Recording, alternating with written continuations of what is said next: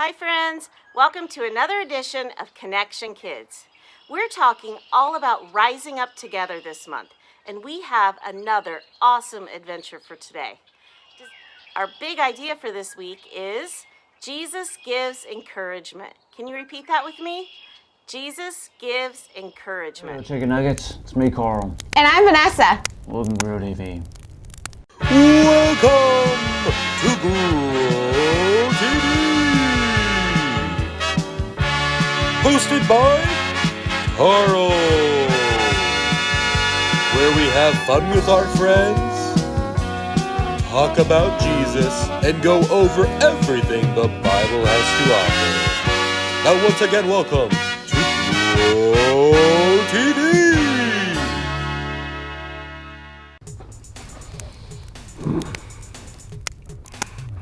Carl.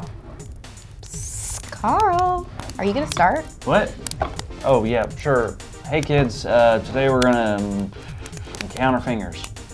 Count our fingers? Yeah. Don't you think we might want to play a game? Okay, we can play a game. We can play who can count their fingers the slowest. 1. All right, Carl. That's it. Head up. I don't wanna. Come on. Get up. Come on. Get up. Did that hurt? No. Okay, yes. Come on, Carl. These kids want to know what's wrong. No, they don't. No one does. After what I did, no way. Wait, what did you do? Something horrible. Just awful. Listen, no matter what you did, you can always tell me. Come on, we're friends, Carl. I don't know. You promise you won't tell no one? I promise. Okay. Well, my good friend Andy invited me to go camping with him last week, and he really wanted me there. That sounds fun. Kind of like what we're doing now. It was gonna be super fun, but when it came to the day, I decided to change my mind and not go. Why did you not want to go? I guess I just felt like staying home and playing video games. Oh, I get that. It's not a big deal. At least you told him you didn't feel like going. You did tell him you weren't going anymore. Oh, Carl. I told Andy I hate camping. But you love camping. I know, it's a terrible thing to do. I feel awful. No, he'll never forgive me. I also lied, and that's a sin. Now God is upset with me. Well, Carl, I think you'd be surprised. Surprised at how mad they are? Oh, great. No. Well, just like Peter was surprised, I'm sure that you would be too. Peter?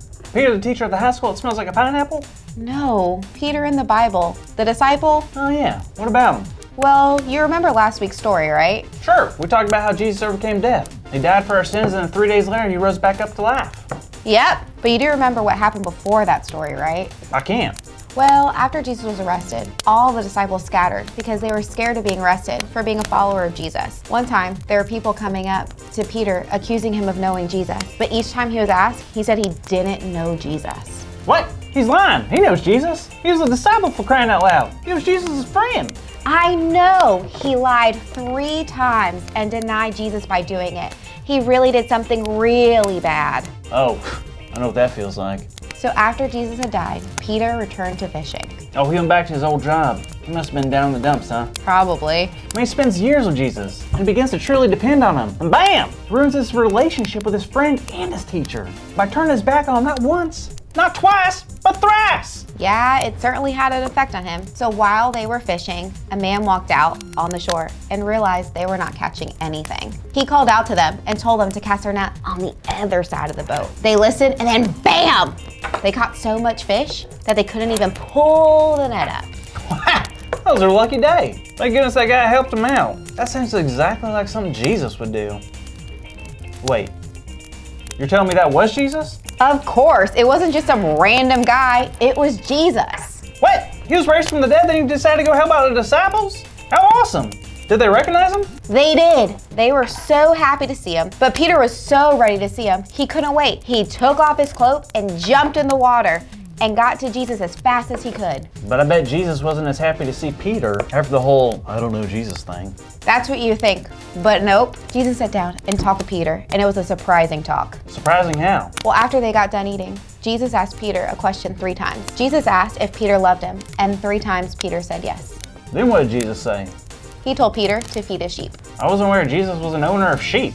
When did he get into sheep farming? No, Jesus meant for if Peter loved him, that he should take care of all of God's children and do what Jesus had taught him to do. Ha! That makes a whole lot more sense than Jesus owning livestock. But what doesn't make sense is how Jesus forgave Peter after all he did.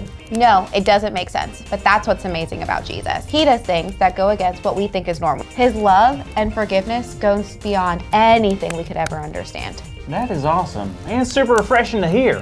Why do you say that? Well, if Jesus can forgive Peter for all he did, then I'm pretty sure Jesus can forgive me for what I did by kind of lying and not going on Andy's camping trip. I think you're right, Carl, and I think Andy will understand if you explain what happened. Jesus shared with Peter that he loved him and had big plans for him despite his mistakes. Wow! Not only does he offer love and forgiveness, but Jesus gives encouragement. Carl, that's our big idea! Yes! Today's big idea is Jesus gives encouragement. So let's say it out loud on the count of 3. 1, 2, 3. Jesus gives encouragement! Yeah! Way to go, everyone! Woo! So are you gonna be okay, Carl? Yeah, I think so. Carl, I thought you said you hated camping. Andy, I don't, but I really kind of just wanted to stay home last week. So you lied to me? Yes. It's okay, I forgive you. I'm sorry, Andy. I'm sorry. Don't cry. I'm gonna cry if you cry. If you cry, then I'm going to start crying. I'm already crying. I'm so sorry, Andy. Guys, let's try to keep it together. Andy! I'm so glad we're friends. All right, kids. See you next week. I'm terrible. I'm a bad friend. Thank you for watching, and tune in next week for a new episode of Road TV. Anyone know what Peter did right before Jesus was put on the cross? Peter denied that he was a follower of Jesus 3 times. He was probably afraid that he might be captured like Jesus was. So he told people he had no idea who Jesus is. Jesus had told Peter that this would happen. Even though Peter said he would never turn his back on Jesus, he did, just as Jesus predicted. Peter's heart was broken. He was so excited that Jesus had risen from the dead, but he hadn't gotten the chance to talk to Jesus about what happened yet. Have you ever done something wrong, like disobey your parents?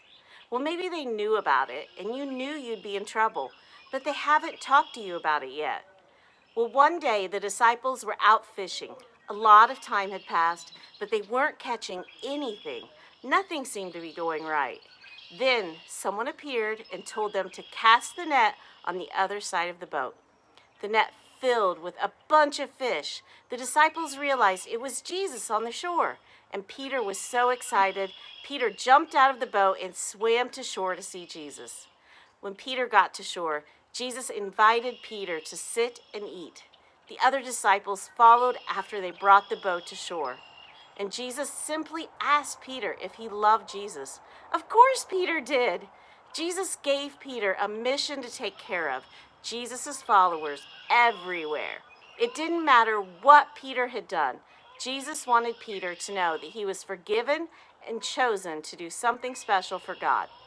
Our Bible story shows us that knowing Jesus was alive brought all his disciples together and gave them a purpose as a group, to share this news with others. So let's check in with Callie's World to learn more.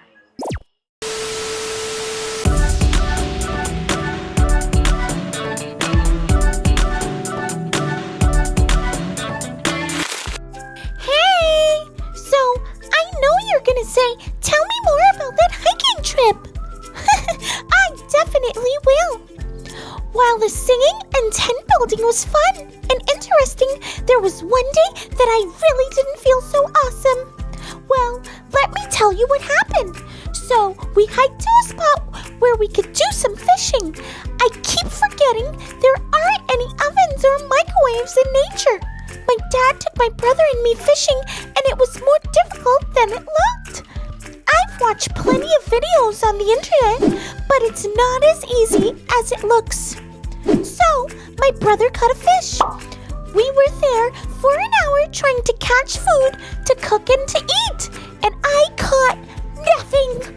I was so disappointed. I even started to cry because everyone caught a fish except me.